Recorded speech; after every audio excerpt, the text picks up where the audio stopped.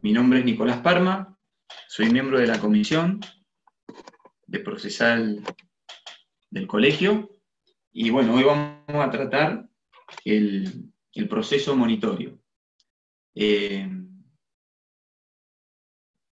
Para empezar, creo que sería importante hacer una breve introducción de cuál es la naturaleza de este proceso y cómo se ha incorporado en nuestro Código Procesal Civil y Comercial. En sus orígenes en Europa, precisamente en Alemania, en España, este tipo de proceso tuvo por finalidad otorgarle fuerza ejecutiva a determinadas obligaciones que podían estar documentadas o no, ¿sí? Es decir, que aquellos títulos que ya tenían fuerza ejecutiva no se utilizaban o no se encaminaban dentro del proceso monitorio. El proceso monitorio, en sus orígenes, es un proceso que se habilita para, como dije recientemente, darle fuerza ejecutiva a obligaciones que estaban documentadas. Les pido disculpas, me figura como que está la batería baja.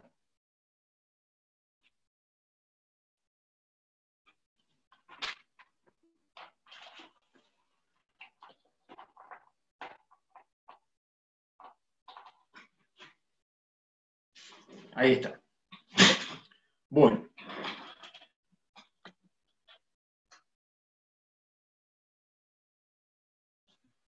Desde un punto de vista terminológico, el proceso monitorio viene de la raíz latina monitorius, que quiere decir el que advierte. Precisamente la naturaleza de este proceso tiene que ver con amonestar, con darle aviso al deudor o al presunto deudor que debe cumplir con una obligación o futuro demandado. Uno le da aviso de la deuda que tiene para que éste pueda dar cumplimiento con la misma. De allí que en muchos sistemas, en este tipo de procesos, no se condenen costas a la persona que cumple con este preaviso que realiza el actor, ¿sí? Como un premio a cumplir con lo que uno está reclamando. Calamandrei señala que el carácter típico de esta categoría de proceso es que en ellos la finalidad es llegar a un título ejecutivo de la manera más rápido posible, y donde se desplaza la iniciativa, digamos, del contradictorio, se desplaza del actor al demandado. Nosotros en el proceso de conocimiento que tenemos en nuestro código, como en los procesos ordinarios que hay en otros procesos, en otros códigos, el inicio del contradictorio se da con la demanda, ¿no? Por el principio de igualdad de los litigantes, con el principio del derecho de defensa, el contradictorio se comienza con la demanda. En este tipo de proceso monitorio, ya Calamandrei decía que el contradictorio se inicia no con la demanda, sino con la posible contestación de demanda u oposición que pueda entablar el demandado. O sea, el contradictorio se traslada del actor al demandado. ¿Cuál es la finalidad principal de este proceso? Bueno, precisamente lograr que las causas se resuelvan en un lapso más acotado de tiempo. Calamandrei mismo decía, ¿no?, que el procedimiento monitorio tiene por finalidad proveer un título ejecutivo rápido y poco dispendioso. No sirve para hacer valer contra el deudor un título ejecutivo ya existente, pero sirve para crear de un modo rápido y económico contra el deudor un título ejecutivo que no existe todavía. Por consiguiente, es un procedimiento de cognición y no de ejecución. Bueno, esta definición de Calamandrei yo la traigo acá a colación porque es muy precisa respecto a la naturaleza de este proceso. Ya vamos a ir viendo con la charla cómo esto en cierta medida se ha desnaturalizado y nuestro código procesal lo recepta, pero de una manera muy sui generis, ¿sí? Por ejemplo, ¿Para qué causas resulta importante el proceso monitorio? Yo les traigo algunos ejemplos. Para aquellas obligaciones exigibles de dar cantidades de cosas o valores mobiliarios, sean o cosas muebles, ciertas o determinadas.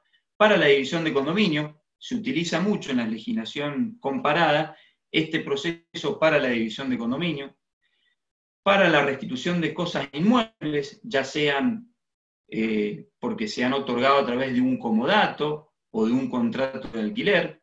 Para los desalojos, para la obligación de otorgar escritura, o de exigir la obligación de firmar una transferencia de automotores, para el juicio de cancelación de prenda, para el juicio de cancelación de hipoteca, para el juicio de cancelación de un plazo fijo, cuando alguien pierde el título de un plazo fijo, se utiliza este tipo de proceso, en un proceso rápido, que genera un título ejecutivo que se hace exigible en el momento, y se otorga en las legislaciones, en las legislaciones comparadas, a modo de opción, la posibilidad de incorporar en el proceso monitorio aquellos procesos que tienen o que nacen a través de un título ejecutivo. Esto como opción para el acreedor, para el actor, puede optar entre ir por un proceso rápido ejecutivo o ir por un proceso monitorio.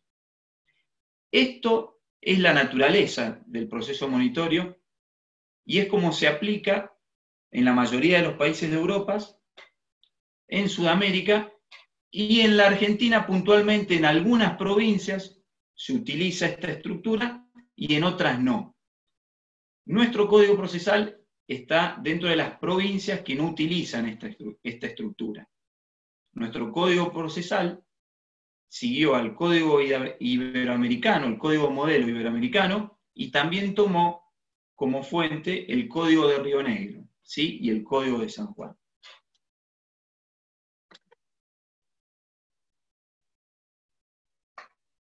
Carácter opcional del proceso monitorio.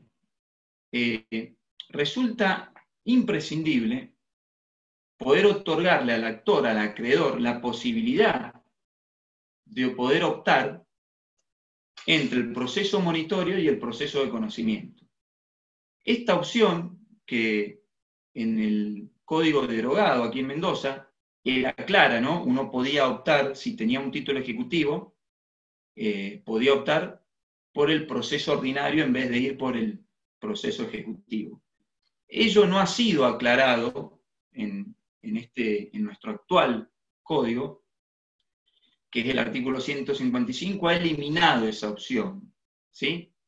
Entiendo que si bien la opción no está expresamente aclarada, yo creo que aquella persona que tiene un título ejecutivo que lo habilita a ir al proceso monitorio, si decide ir por un proceso de conocimiento, entiendo que el juez debería receptarlo y darle la posibilidad de que ese proceso se tramite a través del proceso amplio, que es el de conocimiento, que es el que otorga mayores libertades probatorias y en principio es el que le da al juez la posibilidad de decidir con un conocimiento profundo en la causa. Como yo he detallado allí, por ejemplo, el Código Procesal Civil de La Pampa y de Entre Ríos respeta claramente esta opción, o sea, está consagrada. No solamente para que uno pueda optar entre el proceso monitorio y el de conocimiento, sino también para que pueda optar entre un proceso monitorio o de ejecución. La posibilidad aquí en Mendoza de que podamos optar por un proceso ejecutivo no existe. ¿Por qué? Porque el legislador eliminó los procesos ejecutivos aquí en nuestra provincia. Lo que hizo fue darle una estructura monitoria a los procesos de ejecución. Es decir, aquí en Mendoza, todos los procesos que no sean de conocimiento y que no tengan un trámite especial, van al proceso de monitoreo, incluidos los títulos ejecutivos, llámese pagaré, cheque, contrato de locación. O sea, lo que hizo el legislador de Mendoza fue darle a los procesos ejecutivos una estructura monitoria. Hay dos tipos de monitorio. Está el monitorio puro y el monitorio documental. El monitorio puro es el monitorio verbal, ¿sí? ¿Por qué se le dice verbal? Porque es un reclamo que prácticamente va con una demanda que se llena en un formulario, es un reclamo verbal que uno le hace al demandado para que cumpla.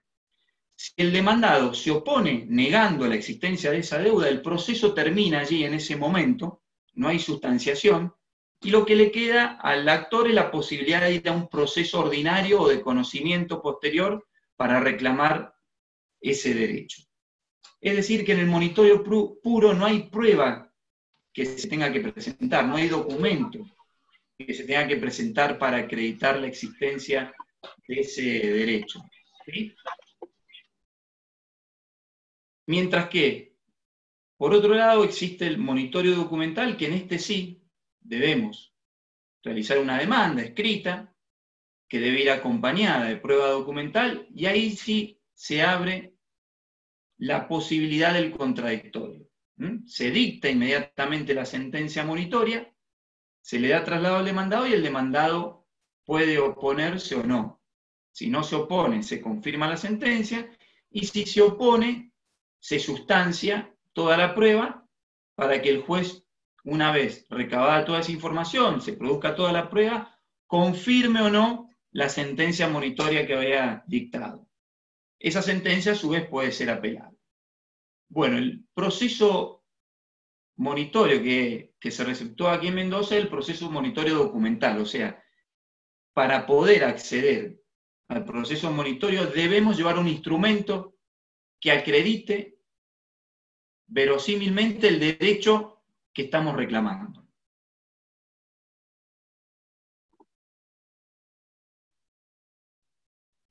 ¿Qué hizo el legislador aquí en Mendoza entonces? Bueno, ahí tenemos. Está en 3 secciones regulada la estructura del proceso monitorio. En la primera tenemos el proceso con estructura monitoria que está regulado del artículo 232 al 236, para luego, a partir del 237 al 251, regular lo que son los procesos monitorios especiales, que tienen que ver con el desalojo, las garantías reales, las deudas por expensas, las tarjetas de crédito, los pagarés de consumo y el apremio.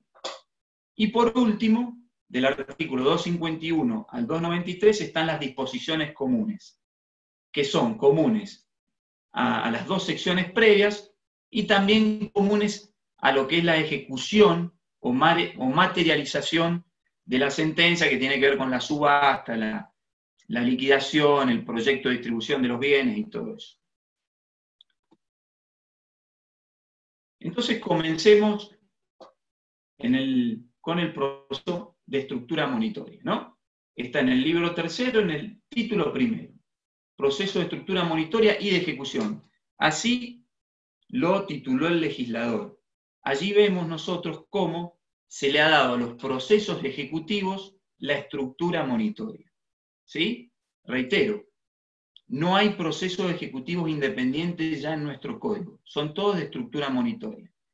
El único proceso ejecutivo que ha quedado con naturaleza ejecutiva, y que en realidad no es un proceso distinto, sino que es la última parte de un proceso, es la ejecución de sentencia. ¿Qué se incluye en la vía monitoria? Bueno, se puede exigir el cumplimiento de las obligaciones de dar y de hacer, no así las de no hacer. Esto se ha excluido. Algunos autores, entre ellos Coloto y Civil, entienden que la enunciación de aquellas obligaciones que pueden reclamarse que se puede reclamar su cumplimiento a través del proceso monitorio, la enunciación que realiza el artículo 232, entienden estos autores que es taxativa, ¿sí? Otros entienden que es enunciativa. A mi criterio, ya vamos a fundamentarlo a continuación, vamos a ir viendo por qué. Yo entiendo que la enunciación que hace este artículo es precisamente enunciativa, porque no dice claramente que solo podrán acceder a este proceso tales reclamos, y porque ya vamos a ver que en algunos de los incisos que vamos a ir estudiando, precisamente queda abierta la posibilidad a que se pueda recurrir a esta vía a través de otros medios. También me genera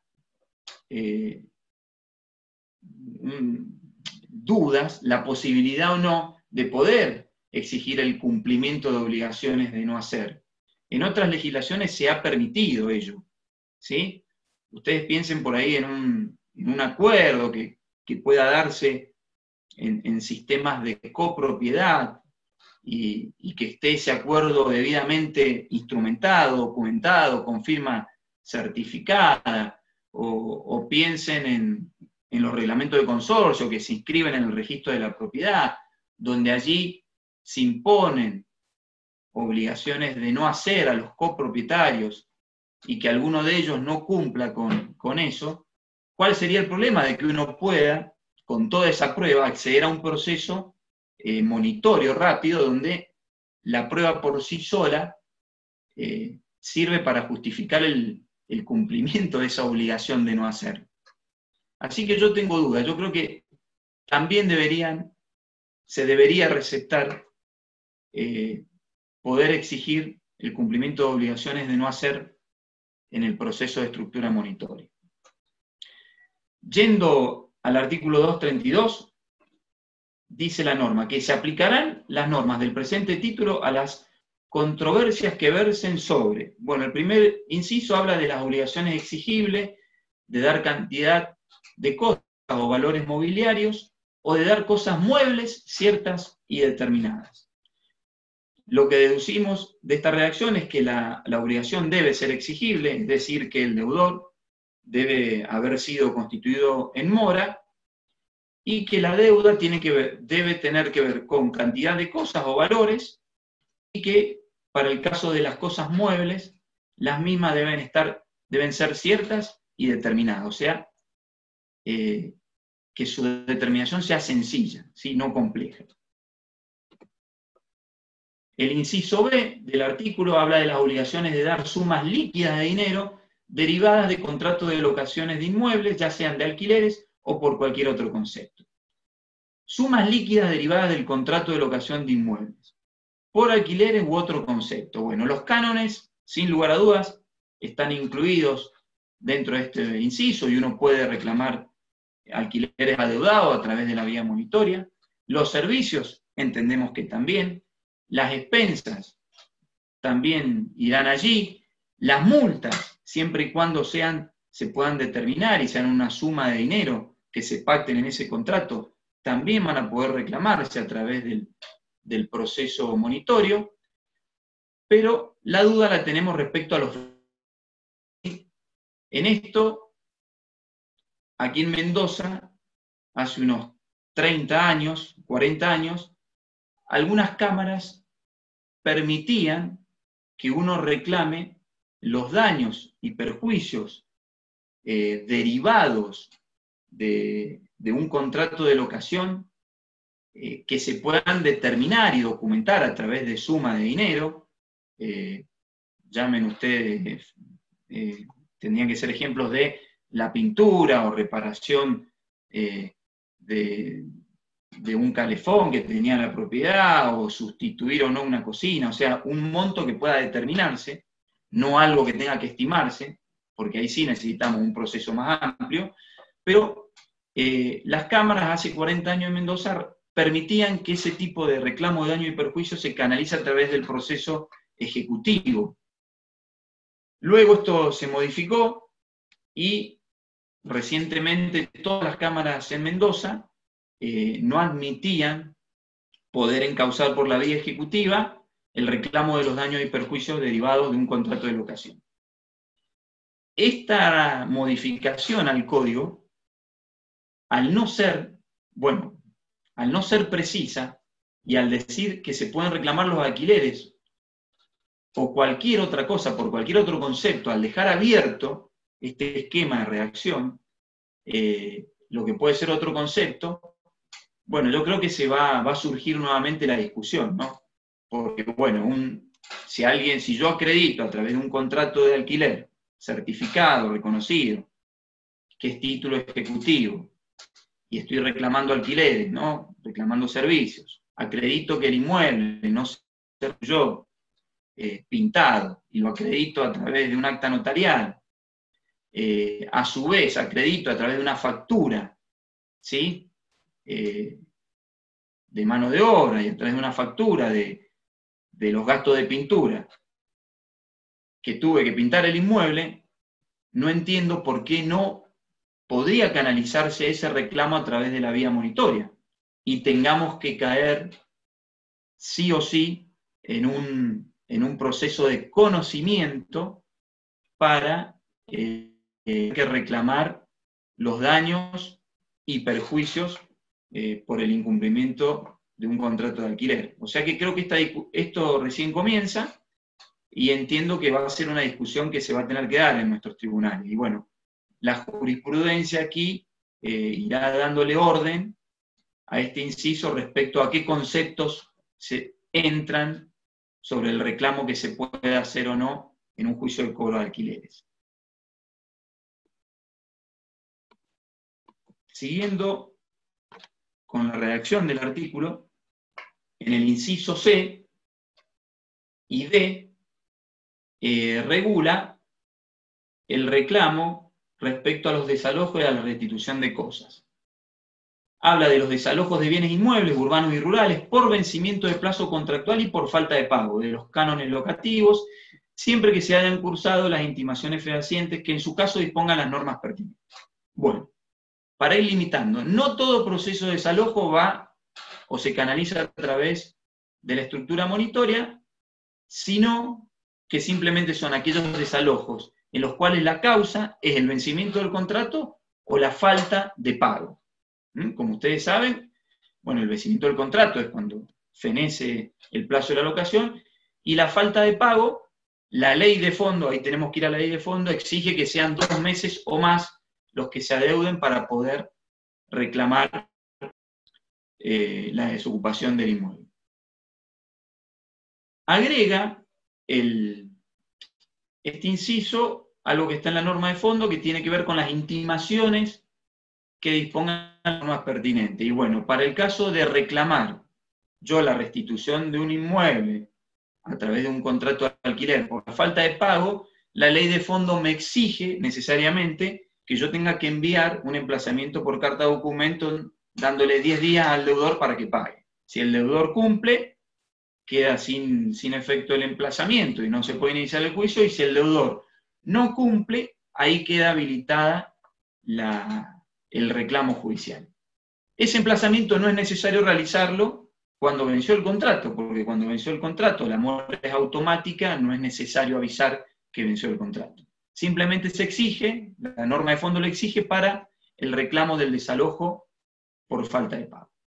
En el inciso D habla de la restitución de la cosa inmueble o mueble dada en comodato, siempre que se haya cursado las intimaciones fehacientes que en su caso dispongan las normas pertinentes.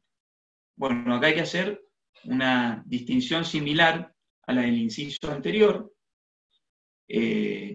La única intimación fehaciente que vamos a tener que realizar en el caso de los comodatos es cuando el comodato no tenga establecida una fecha de entrega.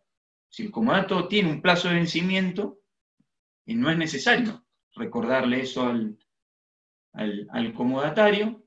Si no tiene fecha, obviamente recuerden ustedes que una de la naturaleza del comodato que se extingue cuando una de las partes, una exige su devolución o la otra ofrece su restitución.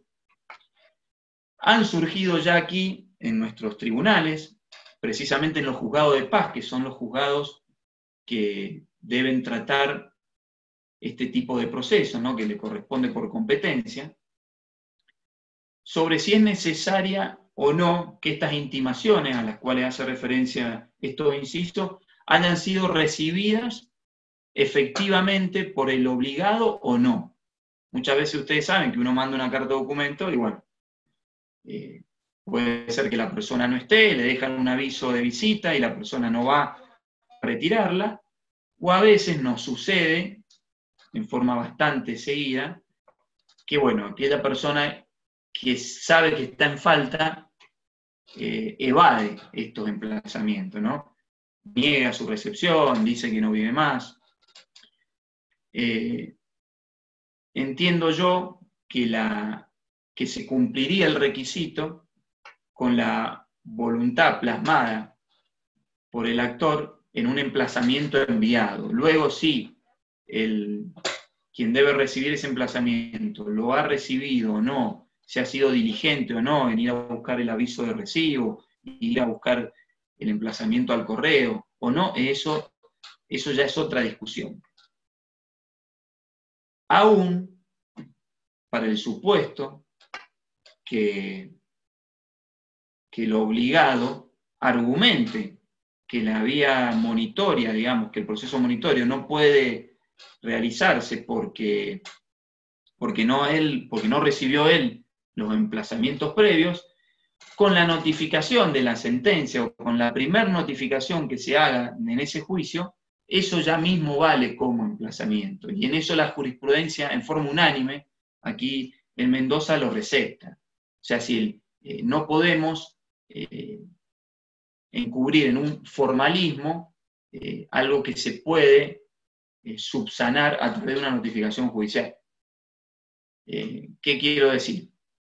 Si ante la primera sentencia monitoria que le llega al demandado, el demandado puede presentarse y decir, no recibí el emplazamiento porque no estaba en la casa, no, por X motivo, pero bueno, ahora ante esta sentencia vengo y cumplo, y acá restituyo el inmueble. Bueno, podrá pedir ahí que las costas sean por su orden, demostrando una buena fe y de colaboración en el proceso, pero bajo ningún aspecto, en este tipo de casos, el demandado podrá pretender oponerse a esa sentencia monitoria y que se rechace por un incumplimiento o por una discusión estrictamente formal sobre si recibió o no la carta o documento.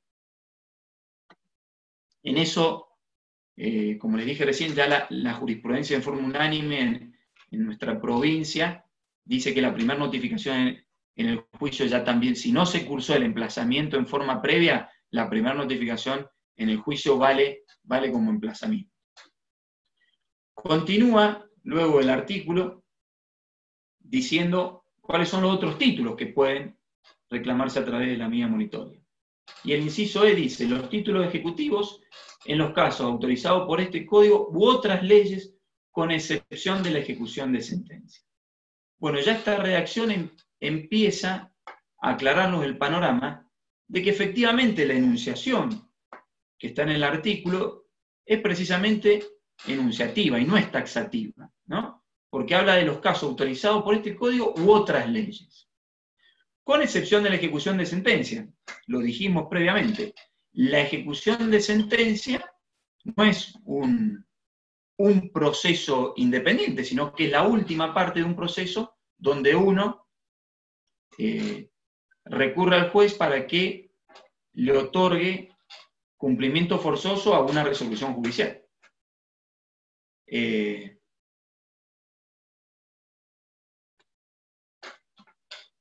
Continúa luego el inciso, el artículo hablando del inciso F, el G, el H y el I, incorpora la posibilidad de recurrir al proceso monitorio para reclamar títulos emitidos en moneda extranjera. Se refiere a los títulos nacionales, provinciales, cuya jurisdicción y competencia sea en Mendoza. Nada impediría que un título emitido en el extranjero pueda ser ejecutado en Mendoza si se ha establecido a esta jurisdicción como la competente. Las deudas por expensas comunes que tengan que ver con propiedades horizontales o barrios, ¿sí? Obviamente que cumplan los requisitos que deben cumplir, que es la emisión de la deuda expedida por el administrador del consorcio y que el cumplimiento de esa expensa esté estipulado en un reglamento inscripto como corresponde. Las deudas por tarjeta de crédito también se reclaman a través del proceso monitorio, como también el saldo deudor de cuenta corriente bancaria. Estos incisos que han sido incorporados ahora expresamente en este nuevo código ya habían sido receptados por la jurisprudencia en Mendoza y se les permitía el reclamo a través de la vía ejecutiva de este tipo de deudas.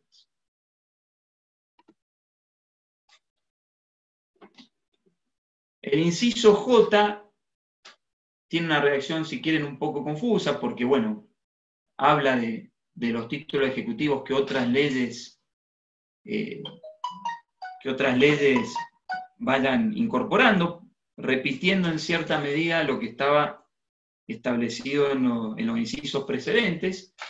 Entonces dice el inciso J que se podrán reclamar los demás títulos que tuvieran fuerza ejecutiva por ley o por convención privada, y que no estén sujetos a un procedimiento especial. O sea, ya con este inciso no quedan dudas que vamos a poder canalizar a través del proceso monitorio un montón de reclamos, ¿sí? Un montón de reclamos, mientras sean títulos ejecutivos. ¿Y por qué digo un montón de reclamos? Porque el nuevo Código Civil y Comercial de la Nación en Argentina consagró ya legalmente en una norma la posibilidad de que las partes puedan crear títulos ejecutivos. Ahí yo les puse un ejemplo, que es el artículo 1820, que permite crear los títulos valores. Esto antes de la entrada en vigencia del nuevo Código Civil y Comercial era discutido, ¿no? Había una corriente doctrinaria que le otorgaba a las partes la posibilidad de crear títulos ejecutivos, dándole prioridad al principio de la autonomía de la voluntad, y siempre y cuando estuvieran bien formalizados en instrumentos públicos. Había otra parte de la doctrina que entendía que no, que entendían que los títulos ejecutivos debían ser creados por ley, o a través de un decreto, por el Poder Legislativo, por el Poder Ejecutivo, que no era algo que pudiera quedar delegado a los ciudadanos, pero ya esa discusión se encuentra zanjada y las partes se encuentran habilitadas a crear títulos ejecutivos siempre y cuando esté especificado claramente el cumplimiento de la obligación, sean un instrumento público. O sea que a través de este proceso monitorio vamos a poder reclamar el cumplimiento de muchas obligaciones. Luego se incorpora en el inciso K el reclamo que tiene que ver con los fletes de transporte, ya sean aéreos, vial o marítimos, y que estén acreditados en pólizas, como pueden ser la carta de porte o cualquier otro documento análogo. Esto sí fue un avance porque necesitábamos un inciso que no dejara dudas de este tipo de vía procesal para este tipo de reclamos. ¿Qué sucede cuando el título que estamos acompañando no es un cheque, no es un pagaré, no está en instrumento público? Bueno, el legislador nos da la posibilidad de poder preparar la vía monitoria. Esto es un análogo a lo que era en el código anterior, en el código derogado, la preparación de la vía ejecutiva. Entonces el artículo 233 nos regula en 3 secciones en qué situaciones se tienen que preparar la vía ejecutiva. Primero es el reconocimiento de la firma del autor, del deudor, o de su causante o arruego, que conste en instrumento privado. Si la firma está hecha en un instrumento público, no necesitamos preparar vía ejecutiva, ya eso es título ejecutivo. Cuando se hace en un instrumento privado y queremos reclamarlo a través de un proceso de estructura monitoria, lo citamos al deudor a que reconozca la firma. Y acá pueden suceder 5 cosas distintas. Primero, que se presente y reconozca la firma. En ese caso se tiene por preparada la vía monitoria y se dicta inmediatamente luego la sentencia monitoria. Que no la reconozca.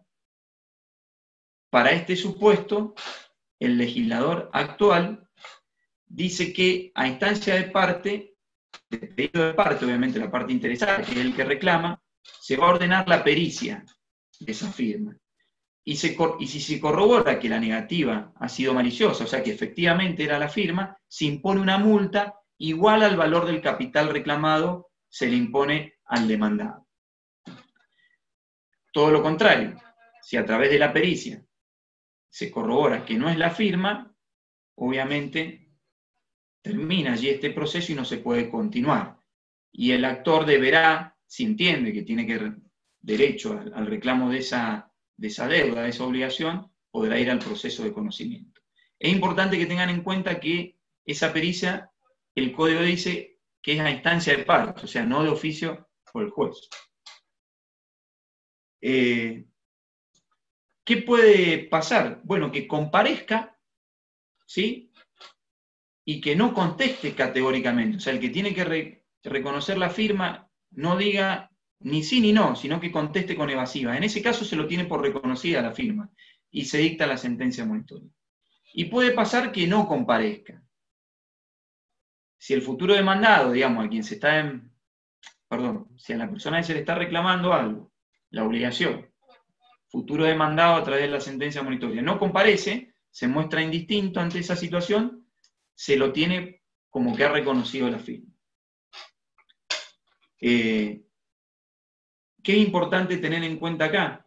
Cuando el demandado no reconoce su firma y a través de esa pericia se acredita que efectivamente era su firma, se dicta la sentencia monitoria y luego obviamente se le da el derecho de defensa al demandado por 5 días para poder defenderse, ¿no? Y esgrimir sus excepciones.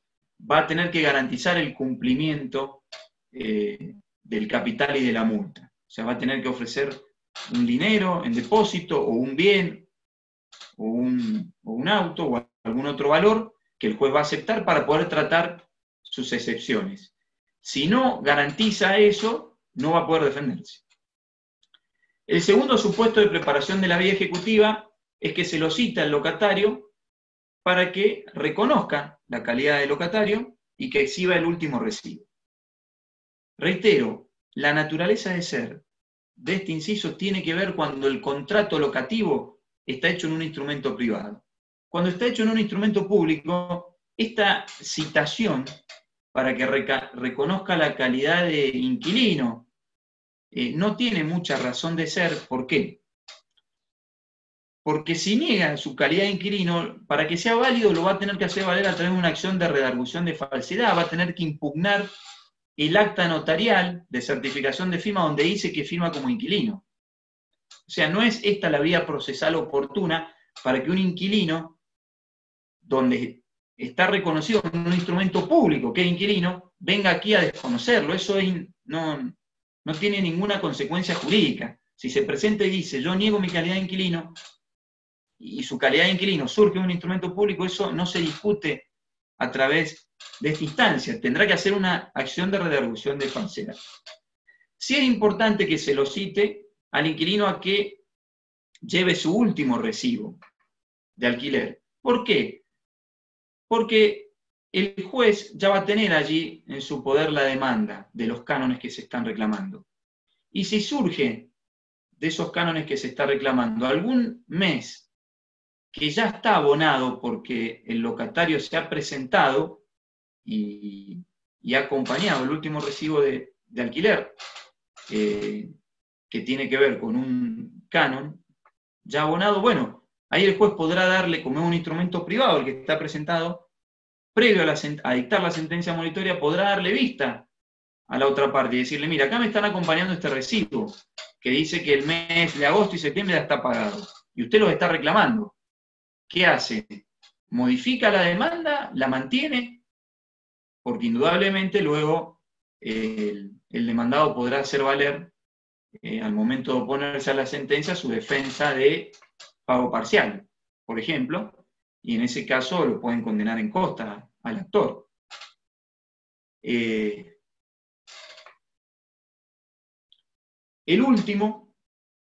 La última posibilidad de recurrir a la preparación de la vía monitoria tiene que ver cuando se pacta una obligación en un instrumento, pero no se ha estipulado el plazo en que la misma se debe cumplir. En ese caso, uno va al juez con el documento, recuerden siempre, monitorio documental, siempre tiene que haber un documento respaldatorio, y le pide al juez que fije un plazo. El juez cita a las partes en una audiencia y establece el plazo en el cual se va a tener que cumplir la obligación. No resuelve el juez en esta cuestión sobre el fondo del asunto. Simplemente establece el plazo en que se tiene que cumplir la obligación. Si el obligado el día de mañana no cumple con esa obligación, en ese plazo, va a poder ejercer su derecho de defensa y explicar en caso de que el actor reclame algo por qué no cumplió. Bueno, para darle comienzo ya al procedimiento monitorio, ¿sí? Tenemos que presentar un título documentado que tenga fuerza ejecutiva. Si no tenía fuerza ejecutiva, preparamos la vía. Una vez preparada la vía, adquiere fuerza ejecutiva.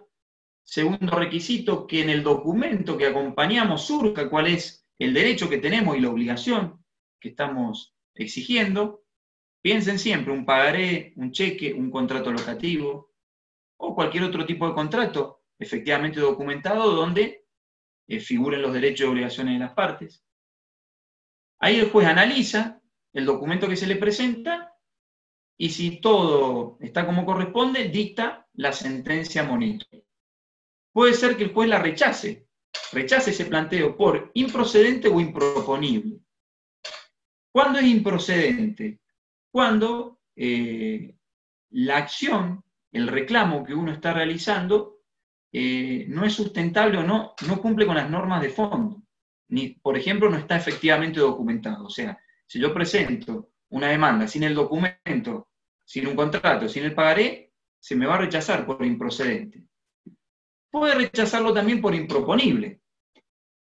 ¿Cuándo es improponible? Bueno, tenemos el artículo 159 de nuestro Código Procesal, que tiene que ver con la improponibilidad objetiva y subjetiva. Para darles un ejemplo, cuando el legitimado activo, el que está reclamando, no es el legitimado activo que aparece en el título. El juez ve esa cuestión y puede rechazar el procedimiento, el proceso monitorio. ¿Cuál es la diferencia entre que sea improcedente e improponible? Bueno, que la improponibilidad va a poder ser apelable. En caso de que el juez la rechace por improcedente, no se ha incorporado al código una norma que permita poder apelar. El código derogado expresamente lo establecía. Cuando un juez negaba la vía ejecutiva a un reclamo, el actor podía apelar. Así que bueno, acá será la jurisprudencia la que vaya orientándonos sobre el proceso de apelación que se le pueda dar en caso de que un juez nos diga que es improcedente la vía monitoria y podamos recurrir, ya sea de una apelación directa o de alguna otra manera. Una vez que se acepta el documento y se dicta la sentencia monitoria, se lo debe notificar al demandado. Y aquí ya se comienza a dar apertura al contradictorio, ¿no? Que es cuando el demandado recibe la notificación. Piense usted que el demandado lo que recibe es directamente una sentencia condenatoria. O sea, el derecho de defensa lo va a ejercer, pero estando ya condenado. ¿A qué domicilio se les puede notificar la demanda? Bueno, por el artículo 68 tenemos que puede ser el domicilio real, el especial, el locado, el laboral, y también en caso de que exista un domicilio electrónico, podrá realizarse en un domicilio la notificación electrónica. Esta notificación no es una notificación como el resto de las notificaciones normales que hacemos nosotros en el proceso, que va a través del notificador. Como acá, en esta sentencia condenatoria, se le da al demandado la posibilidad de cumplir, esta notificación se tiene que hacer a través de un oficial de justicia. ¿Sí? Por eso el artículo del código dice, a través de un oficial de justicia. Una vez que el demandado recibe la sentencia monitoria, tiene tres caminos para defenderse, o tres opciones. Voy a empezar por la que aquí está en el número 3, que es la última, que tiene que ver con la nulidad. ¿Qué es la nulidad?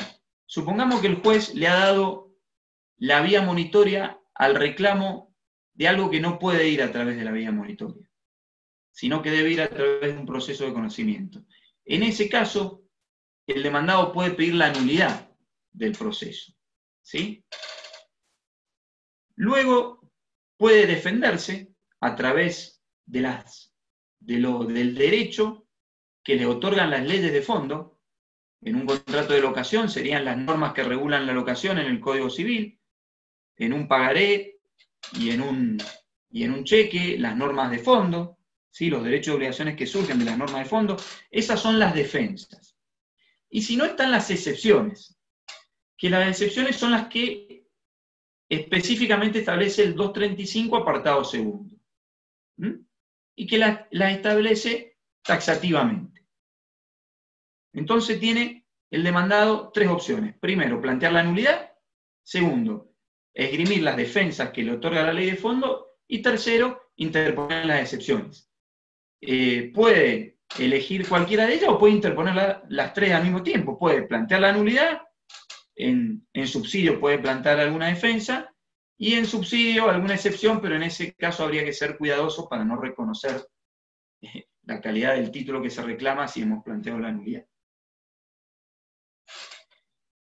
Así como el juez podía negar la vía monitoria para el actor, el juez también puede negar la oposición al demandado para el caso que sea infundada, ¿no?, que establece defensas que no están en la ley de fondo o que esgrime una excepción que no está en el artículo 235, o porque no la prueba. Esto es importante, lo de la prueba. ¿Por qué? Porque nosotros acá ya sabemos que el proceso de estructura monitoria es documental, entonces la oposición va a tener que estar documentada también. Y si no está documentada, va a poder el juez rechazarla in limine. La verdad es que los jueces son reacios a rechazar in limine una defensa porque, bueno, es muy fina la línea entre, digamos, vulnerar en ese caso el derecho de defensa o no. Pero si vamos a un tecnicismo importante, si analizamos esto técnicamente y como corresponde, muchas defensas que a veces son utilizadas como chicana podrían quedar acá a mitad de camino, ¿no? Y no dilatar luego todo el proceso. ¿Cuál es el problema que se está suscitando ahora aquí en Mendoza? Que al haberse incorporado los títulos ejecutivos en la estructura monitoria, hay un montón de títulos ejecutivos que son abstractos, ¿no?, donde la causa no se discute. Entonces ahí la prueba está limitada. Pero hay títulos ejecutivos donde la causa sí se discute. O sea, en un contrato, sin lugar a dudas que vamos a tener que discutir la causa. Es irremediable ello, hacerlo. Entonces, viendo en este caso cuál es el título que se está reclamando en este proceso, es que el juez va a tener que ser criterioso sobre la admisión de prueba que haga y la resolución que en definitiva dicte. Porque si se pone riguroso con los contratos respecto a que allí no se discute la causa, ya vamos a ver más adelante, por otro artículo que prohíbe la revisión del proceso de conocimiento posterior a uno monitorio, o sea que no se pueda discutir el procedimiento en un procedimiento de conocimiento posterior cuando hay una sentencia monitoria en determinados procesos que tienen que ver con las locaciones, con los desalojos. Bueno, ahí vemos que indudablemente, si este proceso queda como el único proceso viable de conocimiento, que es este, porque después no puedo ir a otro, bueno, allí no podemos cercenar la prueba, porque tenemos que tener un conocimiento acabado. Y acá, bueno, ya en nuestros tribunales hay una serie de problemas respecto a la amplitud que se le da de discusión o no cuando hay un contrato. Esto tiene que ver con el error que cometió el legislador, a mi criterio, de incorporar los títulos ejecutivos a la estructura monitoria. Bueno, ya vamos entrando en la etapa final. ¿Cómo continúa el trámite una vez interpuesta la oposición? Bueno, si no hay oposición, se confirma la sentencia. Si hay oposición, la oposición, como dijimos, no se puede fundar solo en prueba testimonial, tiene que estar documentada. En los casos de desalojo, por vencimiento de contrato y por falta de pago, solo se admite la prueba documental y pericial, o sea, el proceso de estructura monitoria limita la prueba para este tipo de casos. Admitida la oposición, el juez lo que hace es suspender la ejecución monitoria sin levantar los embargos que se hayan efectivizado y le da traslado por 5 días al actor para que conteste esa oposición. Y ahí se abre la posibilidad de la oralidad en este proceso de estructura monitoria. Como ustedes pueden darse cuenta, hasta ahora era un proceso eminentemente escrito, el proceso de estructura monitoria, no había oralidad. Va a haber oralidad recién acá, cuando hay una oposición y se produce y se ofrece prueba. Ahí recién abrimos la etapa de la oralidad. El proceso de conocimiento amplio que tiene el código es un procedimiento escrito pero oral, con audiencias inicial y final. Fíjense ustedes que en el proceso de estructura monitoria la oralidad está más limitada. Una vez producida la prueba, se dicta la sentencia. Si se rechaza la oposición, se confirma la sentencia y queda en los mismos términos en que se había dictado con anterioridad, y si se hace lugar a la oposición, se la rechaza. Y aquí el código incorporó, ¿no?, imponiendo sanciones a las partes en este proceso monitorio. No en el de conocimiento no está esto. Para el monitorio, si las partes actúan de mala fe, pueden ser sancionadas. Pero acá hay una discriminación. Fíjense ustedes. Dice, si el ejecutado hubiese litigado con temeridad quiere decir imprudencia, en forma irreflexiva, malicia, la malicia tiene que ver con una intención, ya es un dolo, ya es la intención de causar un daño, actuar de una manera encubierta para beneficiarse o perjudicar a alguien, o hubiese obstruido el curso normal del proceso, haciendo planteos manifiestamente improcedentes, se le va a imponer una multa de entre un 5 y un 30% de la deuda. Para el caso de que el actor haya tenido una conducta similar, también se lo va a sancionar, pero solo para el caso de que hubiese actuado con temeridad y malicia. No así cuando hubiese actuado de forma encubierta, no así cuando hubiese actuado obstruyendo el curso normal del proceso. Ello no me parece apropiado, porque el actor, cuando ve que va a perder el juicio porque ve que la oposición es contundente, puede tomar esta conducta para obstruir el curso normal del proceso. Y puede tener un interés genuino en obstruirlo, que es la caducidad. En el proceso monitorio la caducidad también corre para el demandado. Entonces acá el legislador debió imperar por la igualdad de los litigantes, y bueno, también que exista la posibilidad de que se lo condene al actor si obstruye el curso normal del proceso. Bueno, como les decía, vamos a la caducidad que está en el artículo 78. En el proceso monitorio, la caducidad vale para las dos partes. No es como en el proceso de conocimiento donde el que la va a interponer es siempre el demandado. Acá la puede interponer el demandado o el actor. ¿Cuándo caduca el proceso para el actor? Digamos que la va a poder interponer el demandado, es hasta la sentencia. ¿Sí? Ustedes se preguntarán, ¿hasta el dictado o hasta la notificación de la sentencia? No, es hasta la notificación de la sentencia. O sea, hasta que la sentencia no esté notificada, puede caducarle el juicio al actor.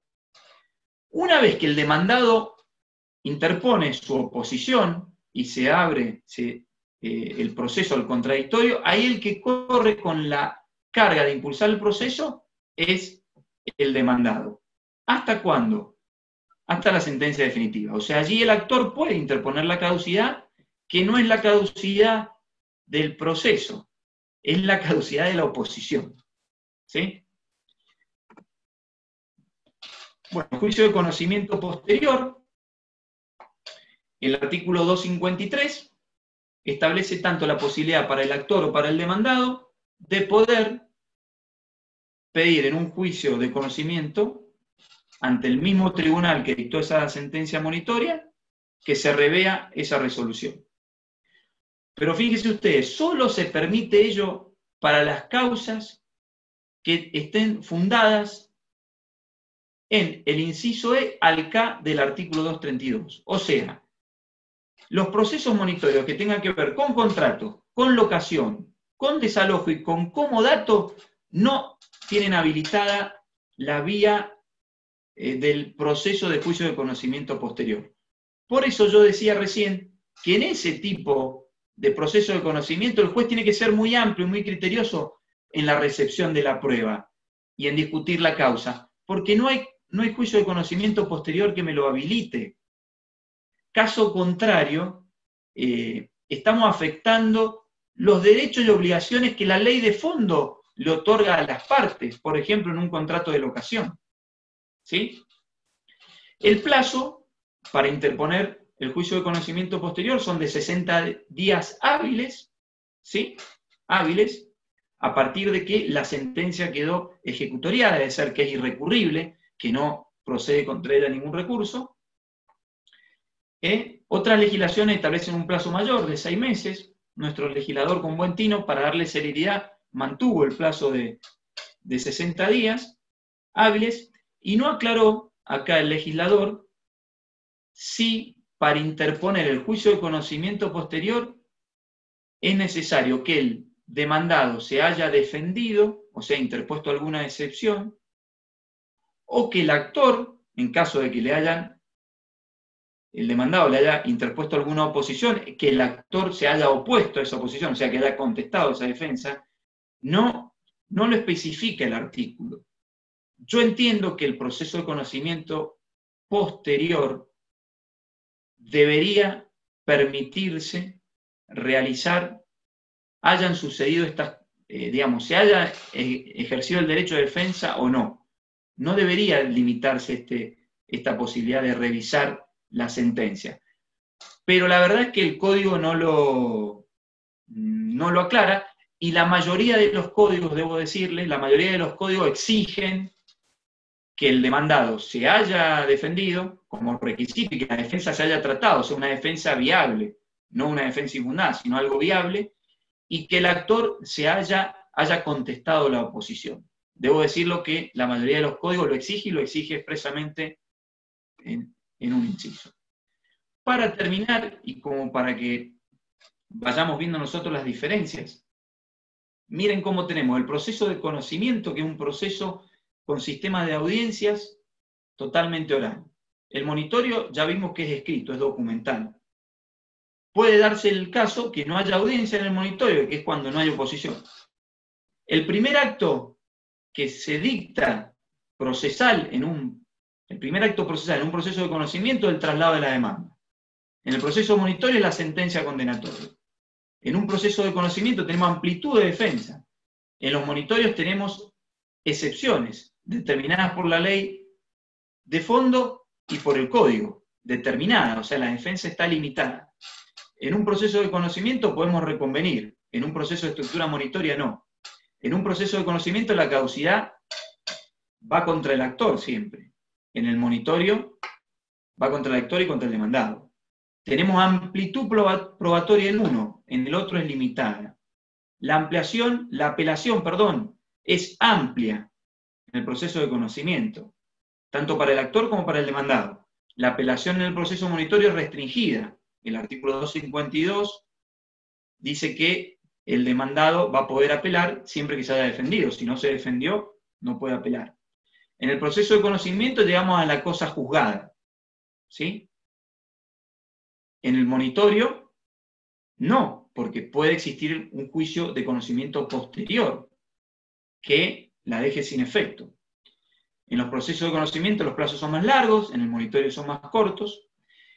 El fin de un proceso de conocimiento es llegar a la sentencia, que es un título ejecutivo público que emite el juez. Sin embargo, en el monitorio el fin es embargar y rematar, es cobrar, es materializar el derecho. En el proceso de conocimiento se necesita un juicio posterior para efectivizar el título ejecutivo, la sentencia. O sea, tenemos que hacer una ejecución de sentencia, ¿sí? No basta en el proceso de conocimiento la sentencia sola para poder embargar, ejecutar y materializar. Tenemos que hacer la etapa final del proceso, que es la ejecución de sentencia. En el monitorio no. El monitorio, como es un proceso que tiene naturaleza ejecutiva, directamente allí embargamos. Y esto es 2 preguntas, les dejo para que la reflexionen y puedan ustedes aportar seguramente alguna idea y hacerme a mí muchísimo aporte respecto a esta charla, como disparador y para reflexionar. Pregunto, ¿es constitucional este proceso de estructura monitoria como está regulado aquí? ¿Sí? Tengamos en cuenta las garantías constitucionales que están en el artículo 18 de la Constitución Nacional, que también recepta el artículo 2 de nuestro Código Procesal, que tienen que ver con el derecho de defensa, con el debido proceso, con la igualdad procesal de los litigantes, con el principio de que nadie puede ser condenado sin juicio previo. Yo en este tipo de proceso, en esta estructura la noto con cierta animosidad hacia el demandado. No porque el primer acto sea una sentencia que lo está condenando sin haberlo escuchado previamente, porque en realidad allí se le está otorgando el derecho de defensa, sino porque la estructura como está regulada respecto a las sanciones, que es más severo con el demandado que con el actor, en caso de que haya algún incumplimiento en las normas de buena fe en el proceso, en el caso de la caducidad, que se le haya hecho correr al demandado con la posibilidad de que su defensa caduque, la limitación que se le pueda hacer al demandado respecto a poder interponer algunas pruebas y a su vez negarle la posibilidad de ir a un a un proceso de conocimiento posterior para revisar ello, me parece que esta estructura de proceso que tenemos en nuestro código merece una profundización, merece un estudio más pormenorizado y por lo menos respetar el principio de igualdad ante los litigantes. Y si realmente lo que buscamos a través del proceso es la verdad real, bueno, precisamente no limitar la defensa tanto como se limita. Y la otra pregunta que les dejo es si realmente este proceso, esta estructura procesal, acelera el proceso. Si ustedes comparan los plazos procesales, por ejemplo, en el desalojo, están más largos ahora que antes. Este proceso, así como está instaurado, puede acelerar el proceso si el demandado no se opone. Yo creo que es un proceso que va, y lo dicen muchos estudiosos, ¿no? de la materia a nivel nacional, Caminker, Morelo. Esta estructura trata de intimidar con la sentencia condenatoria, con la sentencia monitoria, a que el deudor se avenga a cumplir. Allí sí está la importancia de poder acelerar el proceso, digamos, donde el proceso puede ser ágil y rápido. Pero luego cuando el demandado se opone y ejerce su derecho de defensa, en cierta medida ya el proceso ahí ya deja de ser tan rápido y los plazos que dura ese proceso son similares y a veces más extensos a los que teníamos con anterioridad en lo que era el proceso ejecutivo. Así que bueno, les dejo estos dos interrogantes, quedo a disposición de las preguntas y previo a ello me gustaría darle, creo que está aquí, ya en la sala virtual, la vicepresidenta de la comisión, la doctora Milanese. Si está, me gustaría que me lo haga saber. Sí, acá estoy, como si fuera un espectro. Muy bien, Claudia. Que se presente, que se anuncie. Exacto. Que no me haga meter el dedo mal, porque por ahí cierro todo. Claro, tal cual. Bueno, gracias Nico, como siempre, muy claro en tus exposiciones y muy didáctico. Esta es la última charla de este ciclo, de este año, que a todos nos ha resultado muy vertiginoso y con numerosos cambios, y nos obligó a adaptarnos a todos a la forma y en las modalidades de dar estas charlas a lo largo de todos estos meses. Nosotros esperamos haber cumplido con sus expectativas. Si así no fue, nos vamos a tratar, todos los años nosotros largamos este tipo de cursos, tratamos de ayornarnos y de poder acercarnos de la mejor manera posible a todos. Por mi parte, yo quiero agradecer a todo el equipo de la comisión, porque en realidad somos muchos los que estamos y todos destinamos tiempo y esfuerzo en hacerlo y muchas ganas y mucha voluntad. Todos los expositores a lo largo del año así lo han hecho, y a ustedes por estar presentes también, de manera virtual. Es por ahí más cómodo para algunos o más difícil para otros este tipo de charlas, así que quería en nombre de todos los miembros, no solamente del presidente que hoy no pudo estar, o yo que en este momento ocupo el cargo de vicepresidenta de la comisión, agradecerles a ustedes y agradecerles a todos los miembros que estuvieron presentes a lo largo de este año. No sé si algunos han quedado con preguntas, ahí estoy viendo que están apareciendo varias preguntas e inquietudes, Nico, así Sí. que podemos ir evacuándolas, pero bueno, evacuándolas, y yo me despido en esta oportunidad y los espero junto con todos nosotros el año que viene, que seguro realizaremos un nuevo programa, y el año que viene esperemos que con invitados de afuera, que es lo que siempre tratamos de hacer. Muchas gracias a todos. Gracias, Claudia. Muchas gracias. Nos vemos, Nico. Adiós. Bueno, a ver, acá tengo algunas preguntas.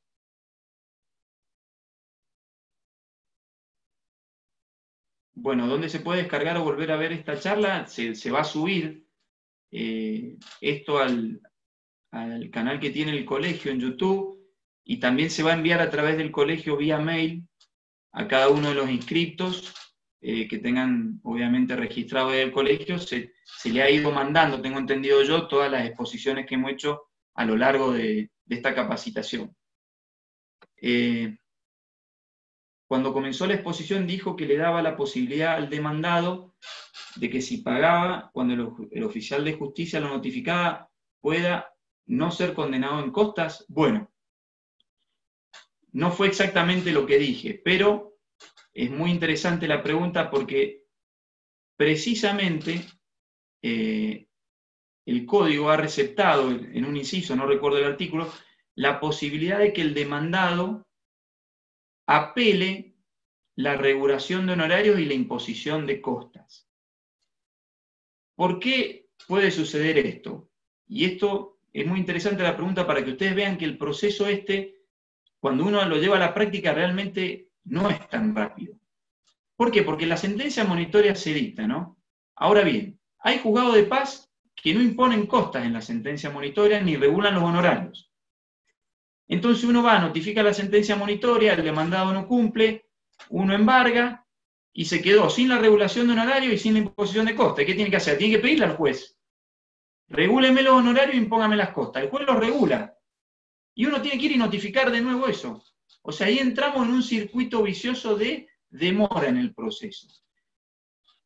Algunos jueces, con muy buen tino, lo que hacen en la sentencia monitoria es directamente regular los honorarios como corresponden, imponer las costas como corresponde, dejándolo supeditado a la conducta que pueda tomar el demandado. ¿Por qué? Pues el demandado se presenta y primero paga, supongamos que se presentó y le notifican la sentencia y paga. Y bueno, va a poder pedirle al juez ahí de primera instancia: mire, como yo pagué, imponga las costas por su orden, y el juez va a poder tratar ese tema. O el demandado no se presenta y no dice nada. Bueno, si el demandado no se presentó y no dijo nada, esa resolución ya queda firme y no hace falta que uno después tenga que presentar un escrito y volver a notificar de que de la imposición de costes y de la regulación de honorarios.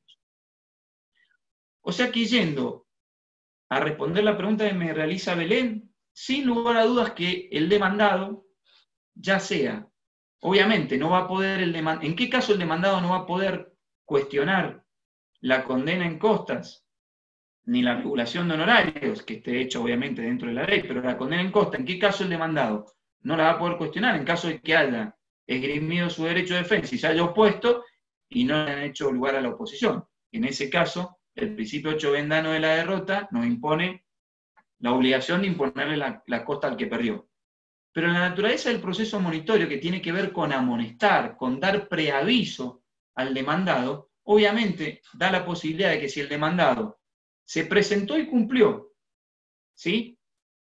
Cumplió con la sentencia, con lo que lo condenaba el juez a pagar, pueda él recurrir a la condena en costas. ¿Sí? Espero haber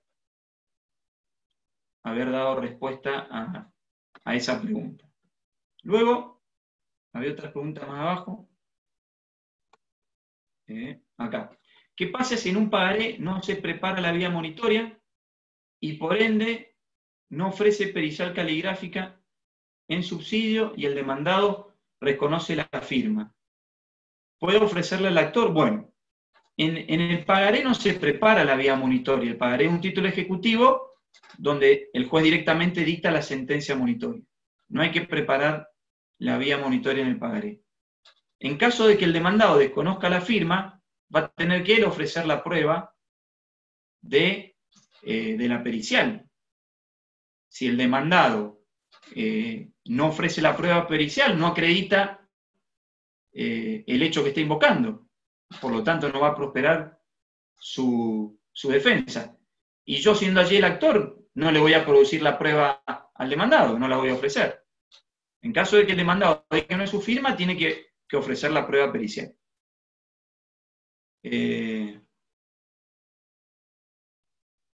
Buenas tardes, Matías. Me pregunta si existe algún requisito para que proceda el ordinario posterior por parte del actor. Bueno, a ver, ordinario posterior no existe más, el que existe es el de conocimiento posterior. El actor, libremente, estamos suponiendo que si va a un juicio de conocimiento posterior es porque el reclamo que efectuó en el proceso monitorio le fue rechazado. Se le exige los mismos requisitos que al demandado, o sea que la sentencia sea irrecurrible y que esté ejecutoriada. ¿Cuándo está ejecutoriada la sentencia? Cuando queda firme en cámara, o sea, cuando ya no procede ningún recurso. Si yo convalido la sentencia de primera instancia, no voy a poder ir después al de conocimiento posterior. El actor va a tener que apelarla, en ese caso la Cámara podrá hacerle lugar o no. Si la Cámara en ese caso no le hace lugar, ahí el actor le empiezan a correr 60 días hábiles para ir a un juicio de conocimiento posterior, que obviamente va a tener por finalidad revertir la sentencia monitoria.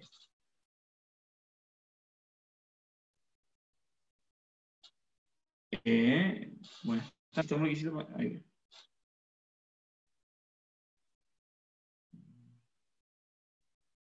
¿Qué defensas pueden ser consideradas chicanas para evitar sanciones éticas? Bueno, qué buena pregunta. Miren, hay muchas defensas que pueden ser consideradas chicanas. La verdad es que sanciones éticas ya sería para que intervenga el colegio de abogados, ¿no? Por lo menos en mi caso nunca voy a pedir que el colegio de abogados examine a un colega y le imponga una sanción porque considere que ha tenido una conducta que no ha sido ética en un litigio. Creo que en ese caso el que tiene la herramienta para resolver eso no es el colegio de abogados, es el juez precisamente. La verdad es que los jueces son reticentes a imponer este tipo de sanciones. Miren, esgrimir la defensa de pago y no documentarla con nada para estirar el plazo, indudablemente es una chicana. Pedir una inhabilidad de un título sin acreditarlo, cuando es un título, supóngase usted, un instrumento público, y plantear la inhabilidad de título.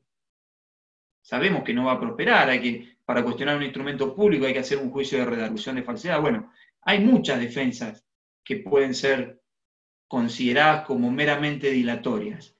La verdad es que nosotros entre abogados debemos tener ciertos códigos entre nosotros. El que tiene la llave para hacer que el proceso sea ético, ágil y rápido es el juez, porque el juez examina esa defensa y directamente puede no darle trámite a las defensas. Y ahí se evitarían un montón de problemas, ¿no? Pero la verdad es que los jueces son reticentes a no darle trámite a la defensa, y bueno, y hay defensas como siempre yo digo, ¿no? En la profesión, la verdad es que aprendo muchísimo con los colegas en los juicios, porque hay defensas que son excelentes, ¿no? Que a uno le aportan conocimiento, y eso es fundamental, y debe ser realmente el objetivo de nuestro ejercicio profesional, aportarnos conocimiento mutuamente. Creo que el conocimiento depende del esfuerzo individual, pero también del trabajo colectivo que hagamos todos, y está a la vista que nos aportamos mutuamente conocimiento. Y el derecho es muy amplio, y cuando estudiamos nos permite defendernos ante cualquier situación, ante cualquier reclamo, y de manera digna y genuina, sin recurrir a chicanas. A veces, cuando no queremos estudiar, cuando no queremos esforzarnos, nos resulta sencillo recurrir a la chicana, que en definitiva no aporta nada, y es un problema para el sistema. Si se rechaza la vía monitoria por defecto en la literalidad de un título, ¿es apelable? ¿Y cuál es la naturaleza que se expide? Bien, eso lo dije en la exposición. Indudablemente que es apelable, el problema está en que no lo dice el código. El código, para hablar mal y en forma vulgar, se lo comieron ese artículo. Ese artículo estaba en el código derogado, de que el rechazo de la vía ejecutiva era apelable, y acá el legislador se lo comió. ¿Cuál sería el camino que yo interpondría? Yo lo apelaría directamente ante el juez, invocando una vulneración del derecho en forma inmediata, y si el juez me lo rechaza, me quedaría habilitado el directo ante una cámara, y para que lo trate, ¿no?, en la apelación. Doctor, disculpe, yo le hice esa Sí. pregunta. Bien. La segunda parte, muchas gracias. La segunda parte de mi pregunta es, cuando se rechaza la vía monitoria, ¿qué naturaleza tiene ese rechazo? ¿Es un auto o una sentencia? Es un auto. Es un auto. Es un auto que no hace lugar a la vía que se ha preparado. Es un auto interlocutorio. De Exacto. hecho, usted me hace esta pregunta, Belén, y yo le aporto algo que está sucediendo y que es complicado. Este proceso de estructura monitoria debe tener una revisión, porque prácticamente el código ha quedado con dos estructuras de proceso, el de conocimiento y el monitorio. Y luego los otros son procesos especiales. Y se han emparchado muchos artículos, pero esta pregunta que me hace usted es muy importante. Porque fíjese que cuando uno tiene que notificar un auto a través de un edicto, el código dice que la publicación se tiene que hacer por un día. Entonces, como la sentencia monitoria es a través de un auto, si yo quiero notificar al demandado a través de un edicto, siguiendo el artículo lo podría publicar por un día nada más. Sin embargo, hay otro artículo del código que dice que cuando se emplaza una persona a estar a derecho, sí o sí tienen que ser 3 publicaciones de edicto, 3 veces. Y ahí en la sentencia, en ese auto que se llama sentencia monitoria, pero que no es una sentencia, que es un auto, en ese auto es un auto, pero se está emplazando a alguien a ejercer su derecho de defensa, precisamente se le dan 5 días para que se defienda. Y yo tuve un caso y lo gané, porque me querían contar un día nada más de publicación del edicto, y no. O sea que está buena esta pregunta que me hacen, porque bueno, van surgiendo algunas cuestiones que pasan en la práctica y que podemos ir enriqueciéndonos y bueno, hacer esto más fructífero. No sé, Belén, si claro la respuesta. Sí. Me pasó y no sabía cómo recurrir la resolución del juez, porque basándome en el código, lógico, no dice si es apelable o no es apelable, y basándonos en la naturaleza y yendo a las normas generales de lo que es la apelación, también me hacía aguas, entonces no sabía mucho cómo recurrir. Sí, hay una laguna. Hay una laguna. Sí, ahí. Es una laguna. Gracias, doctor. De nada. Bueno, ahí Mariana hace un reclamo respecto a los PDFs, pero el mío puntualmente que di la otra vez lo mandé, estaba Gonzalo Gatica enviándolos hay que reclamarlos al colegio. Yo le voy a dejar mi mail y bueno, por lo menos las 2 charlas que he dado yo en esta capacitación no voy a tener problema en, si ustedes me mandan un mail, en reenviárselas. Yo enseguida les pongo mi mail. La grabación la hace el colegio y el que tiene el poder, la autoría para mandar estas charlas, no sé qué va a hacer. Creo que las va a subir a ese canal que tienen en YouTube. Bueno, doctor, entonces teniendo una sentencia monitoria notificada, el demandado está rebelde y se pasa los hijos para las oposiciones. ¿Se puede presentar de manera tardía y probar un pago parcial o total respaldando con documentación? Sí, se presenta en el mismo proceso, si dice, sí, no. Si es puramente un pago, acá de nuestra provincia, en forma unánime, admiten que uno acredite el pago y se computa luego al momento de hacer la liquidación. Cuando recuerden ustedes que hay una etapa de liquidación posterior a la sentencia, donde se determinan los intereses, los honorarios complementarios de ejecución, uno tiene hasta ese momento para presentar el pago. Yo le diría que vaya y denuncie el pago parcial a cuenta del capital que está reclamado y que se compute obviamente al momento de la liquidación.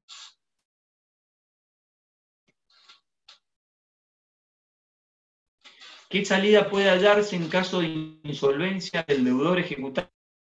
Bueno, el deudor ejecutado que es insolvente, cuando hemos acreditado ello, podemos inhibirlo. Eso resulta importante porque si el día de mañana quiere adquirir algún bien, va a tener que ir primero y pagar. En el proceso monitorio, ¿se puede pedir el embargo para cubrir además del capital e intereses? Sí, por supuesto. Y costas. Claro, en el proceso monitorio el juez estima un monto, nada más que lo estima, para honorarios e intereses. Tienen distintos criterios, ahí los jueces lo estiman en la mitad de que uno está reclamando, otros un poco menos, pero en el monto que estima el juez, ahí van los honorarios y los intereses. Y por ese monto estimativo se puede embargar, no necesariamente por el que reclamé en concepto de capital. En la ejecución de un pagaré, ¿qué domicilio debe considerarse para determinar la competencia? ¿El domicilio especial fijado en el pagaré o en el domicilio real del demandado? Depende del domicilio que usted quiera hacer valer su derecho. Si quiere hacerlo valer si le va a hacerlo valer en el domicilio especial, denuncia el domicilio especial que está en el pagaré y va a ser competente el juez de ese domicilio. Si entiende que debe notificarlo en el domicilio real, bueno, denuncia el domicilio real y le pide al juez del domicilio real su competencia en virtud de que vive ahí el demandado. Es opción del actor. Una vez que se ha dictado sentencia monitoria y se ha notificado la misma a través del oficial de justicia y trabajándose embargo de bienes, muebles no registrados, ¿cómo sigue el camino? Deberemos proponer martillero para posteriormente pedir el secuestro de bienes y luego la venta, claro. Una vez que el oficial de justicia embargó los bienes muebles, eso se adjunta el expediente. A veces está la opción de pedir, se solicita al juez que fije fecha para nombrar al martillero, se nombra el martillero. Previamente a ello se le puede pedir al demandado que ponga los bienes a disposición del martillero para evitar el secuestro. Entonces uno lo emplaza al demandado a que le dé los bienes al martillero. Si no cumple con ese emplazamiento, de que ponga los bienes a disposición del martillero, bueno, recién allí, obviamente, se ordena el secuestro con allanamiento del domicilio, auxilio de la fuerza pública, el martillero se hace de los bienes, quedan en depósito, ¿sí? Quedan en depósito los bienes, y luego no queda más remedio que si el demandado no se presentó a cumplir la deuda, a la venta judicial y subasta.